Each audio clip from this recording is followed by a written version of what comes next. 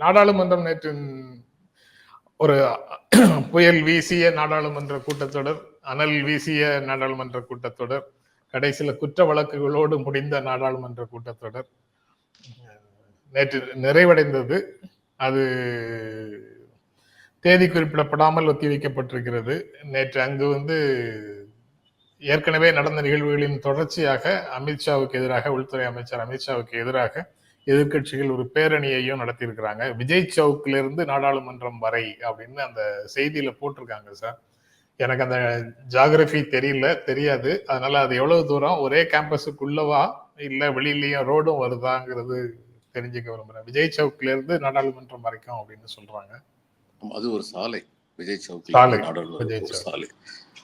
அது சாலையில நடத்துறாங்க. அதாவது சட்டப்படி என்ன நடத்தினாலுமே அதுல இடைஞ்சல் பண்றது அப்படிங்கிறது ஒரு வழக்கமா வச்சிருக்கிறாங்க பிஜேபிக்காரங்க. சட்டப்படி நடத்துறது. இப்ப இதுல தள்ளுமுள்ளு நடத்தி சொன்னாங்க. உண்மையில என்ன நடந்தது? அம்பேத்கர் சிலையும் மகாத்மா காந்தி சிலையும் ஏற்கனவே இருந்த இடத்துல இருந்து ரொம்ப தள்ளி கொண்டு வச்சுட்டாங்க. கேட்டா பராமரித்து நடக்குது, அதுக்காக வச்சிருக்கோம்னு சொன்னாங்க. எத்தனை மாசம் பராமரித்து நடக்குதுன்னு தெரியல, தூரம் வச்சுட்டாங்க. சரி, அங்கிருந்து தங்களுடைய எதிர்ப்பை தெரிவிச்சுட்டு பாராளுமன்றத்துடைய மெயின் என்ட்ரன்ஸுக்கு வர்றாங்க. இந்த எம்பிக்கள் இந்திய கூட்டணி எம்பிக்கள் வர்றாங்க. மெயின் என்ட்ரன்ஸை அடைச்சிக்கிட்டு இவங்க நிக்கிறாங்க. இதுதான் உண்மை. பிஜேபி எம்பிஸ் மெயின் என்ட்ரன்ஸ்ல யாருமே போக விடாம அடைச்சிக்கிட்டு நிக்கிறாங்க.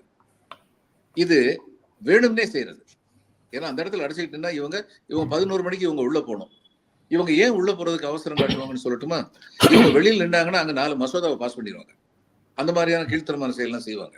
அதை நடக்க விடக்கூடாதுங்கிறதுக்காக இவங்க அவசரத்துல உள்ள போகணும்னு முயற்சி பண்றாங்க.